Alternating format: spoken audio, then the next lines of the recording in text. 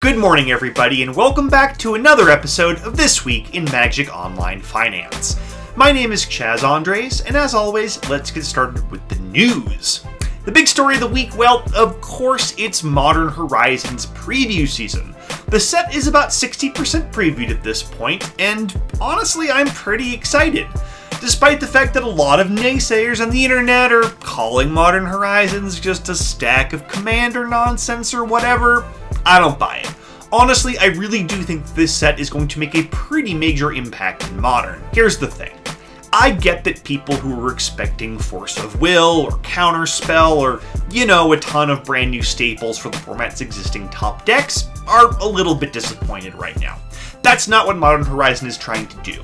Now that we can actually see most of this set, it's pretty clear that the set is designed to give new hope and new life to a lot of fringier decks that maybe were just a couple of pieces away from playability. Also, we're going to see a lot of cards like Force of Despair, Wrenn and 6, Urza. These are going to bring new life to decks that we don't even know about yet. And then we've got the Horizon lands.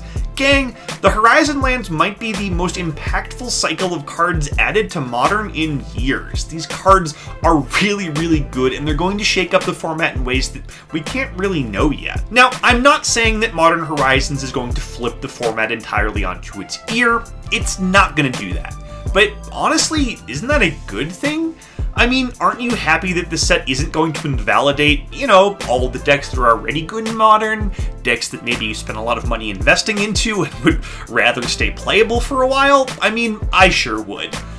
My thoughts on this set are that it's going to keep the decks that are already good viable while adding a bunch of new decks to the format's top couple of tiers. And if Modern Horizons does end up doing that, I think we have to call this set a pretty resounding success. Now, I'll be talking about which individual cards look like the best pickups to me once the set actually releases on MTGO and we get a sense of the price points. For now, I'd expect that every serious Modern player is going to at least need a playset of all the Horizon lands, as well as about a dozen other staples. So, I still don't think this set is worth drafting, at least not at current MSRP, especially not on MTGO where you can't really get a discount for packs. But I would say that you should be saving money for pickups that are necessary. You're going to need some of these cards for your Modern collection, and it's worth having a couple of extra bucks around so that when the set releases, you can buy in when the price of each good card reaches its lowest point. Let's move on to gaining ground, where in Standard, the card that gained the most ground this week was Arclight Phoenix, jumping up about 3 tickets from 33 up to 36. Now, a couple of weeks ago, the last time we talked about Arclight Phoenix, I told you to stay away for a while. We wanted to wait until the set redemption turmoil had ended. And now it has. We're a couple of weeks past the end of Guilds of Ravnica set redemption, so the card's price is going to fly, or fall, based on how much play it sees in Standard or Modern.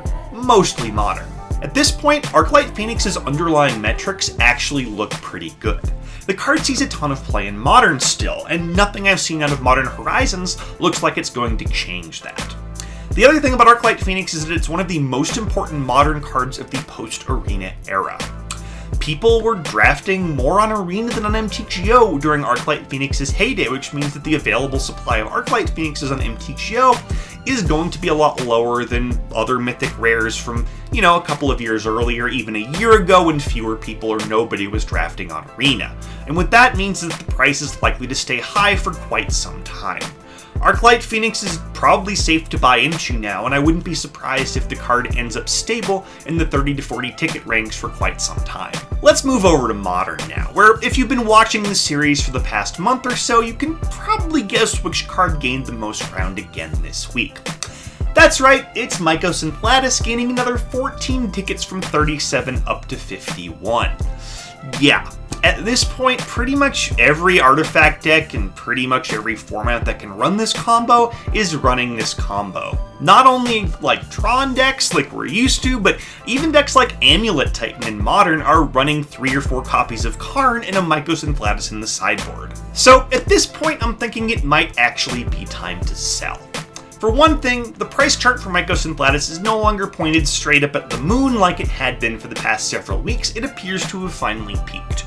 For another, the fact that Mycos and Gladys is actually showing up in pretty much every deck and every format means that I'm starting to get a little bit worried about a banning. Now, I don't think it's imminent, I don't think you have to worry about it. If you're running Mycosynflatus and Karn, you can hold on to your copies for now, but if you've got a couple of extras lying around, I think it's time to hedge your bets and move on from those. Let's move on now to our biggest losers, where in Standard it was Teferi, Hero of Dominaria, dropping 5 tickets from 12 down to 7. Teferi was actually sort of stable in the 5 to 6 ticket range for a while on MTGO, but it gained ground a couple of weeks ago when War of the Spark was released, and Standard had a little bit of flourish of popularity on the MTGO client. We've all sort of moved on, a lot of Standard has moved back over to Arena while people are gearing up for Modern Horizons here on MTGO, so a lot of those Standard prices are back down to their lows. Now, the interesting thing about Teferi here is that it actually sees a decent amount of Modern play right now. Honestly, at this point, I'd expect it to end up back above the 10 ticket mark at some point again this year, based on Modern play alone. Here's the play, I think. I would wait for it to hit 5 tickets again, which it probably will, it's continuing to drop, and at that point I'd grab a set or two for your Modern portfolio. It may not pay off immediately, but at some point you'll thank me for having them. Let's move back over to Modern, where our biggest loser of the week was Horizon Canopy, dropping 11 tickets from 28 down to 17. And there are 2 big reasons for this sell-off. First, well, we've got this entire new cycle of Horizon lands. People are assuming that at some point, Wizards of the Coast will reprint Horizon Canopy as part of the other cycle, and that will reduce the price. The other and more pressing reason is that people are assuming that, now that we've got other lands in this cycle, a lot of the decks that are currently playing Horizon Canopy are just going to move on to play decks from the Modern Horizon cycle instead. Honestly, I think a lot of this panic is overblown right now. I don't think Horizon Canopy will be reprinted anytime soon. In fact, I think that the fact that this other cycle has been printed sort of reduces the need to reprint it, so we're not going to see it for a while. Second, I expect a lot of the decks that currently use Horizon Canopy, decks like Hardened Scales Affinity and Humans, are still going to want to use the Selesnya colored land, so there's going to be a lot of demand for Horizon Canopy in the months to come. That said, I'm not going to argue with the price chart, which is still pointing straight down. What I will say is that at some point it's going to bottom out, probably this week, maybe next week, and at that point I'm going to buy several copies. This card is still very, very good, and it's going to be a big part of Modern for many years to come. Now, the sneak of the week this week is Life from the Loam, a card that was 10 tickets about a month ago, 15 tickets back in 2018, and bottomed out just a couple of weeks ago around the 6 ticket mark. Its fortunes have been changing since then, though, and Life from the Loam has gained about a ticket and a half up to 7.5, and it's continuing to rise. It's going to keep on rising, too. Not only is Modern Dreg still a thing, but a lot of the really good-looking cards in Modern Horizons look like they'd play really, really well with a Life from the Loam deck.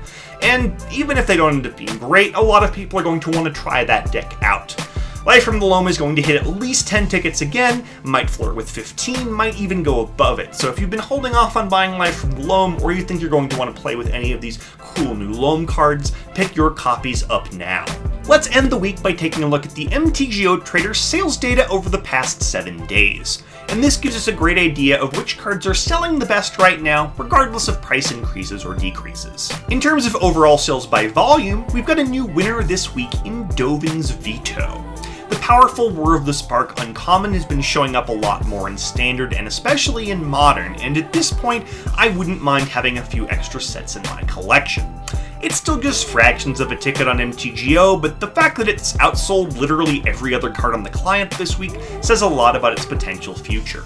At this point, I'd start adding on a couple of copies to every order I made just so I had a bunch for, when the price does eventually go up. Now, in terms of overall sales by price, we had 2 cards roughly neck and neck for the crown this week. One was Arclight Phoenix, which we've already talked about, the other is Teferi Time Raveler. Now, Teferi Time Raveler I think is underrated right now, especially on MTGO, for much the same reason that Arclight Phoenix is. It's a modern staple from this era of Magic Online where most people are drafting on Arena, which means that the supply is extra low. If you're a control mage in Modern, I'd think about picking these up soon. This card definitely has the look of a 20+ ticket card over the long term. And that's all I've got for you this week. Thank you so much for watching. My name is Chaz Andres, and I will see you again next Monday morning for another episode of This Week in Magic Online Finance.